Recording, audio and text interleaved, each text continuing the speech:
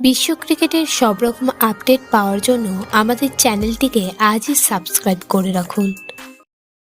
আইপিএলের ইতিহাসেই প্রথম টানা 5টি ম্যাচে চেন্নাইকে হারালো পাঞ্জাব। এই কৃতিত্ব রয়েছে একমাত্র মুম্বাইয়ের। 2018 এবং 2019 এই দুবছর মিলিয়ে চেন্নাইকে টানা 5 বার হারিয়েছে মুম্বাই।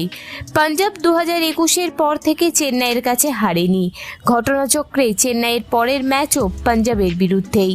চেন্নাইয়ের উপর দাপট দেখানোর তালিকায় রয়েছে দিল্লি ক্যাপিটালস এবং রাজস্থান রয়্যালসও। দুটি দলই চেন্নাইয়ের বিরুদ্ধে টানা 4টি ম্যাচ জিতেছে। 2020 থেকে 2021 মরশুমে দিল্লি এবং 2021 থেকে 2023 মরশুমে রাজস্থান এই কাজ করে দেখায়। শুধু এটাই নয়, চেন্নাইয়ের ঘরের মাঠে দাপট দেখানোর ক্ষেত্রে মুম্বাইয়ের পরে চলে এসেছে চেন্নাই। মুম্বাই 5 বার হারিয়েছে চেন্নাইকে।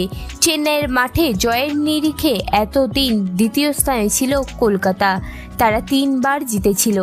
বুধবার পাঞ্জাব দ্বিতীয় স্থানে উঠে এসেছে, তারা 4 বার চেন্নাইকে তাদের মাঠে হারালো। বুধবার আগে ব্যাট করে 162 তোলে চেন্নাই।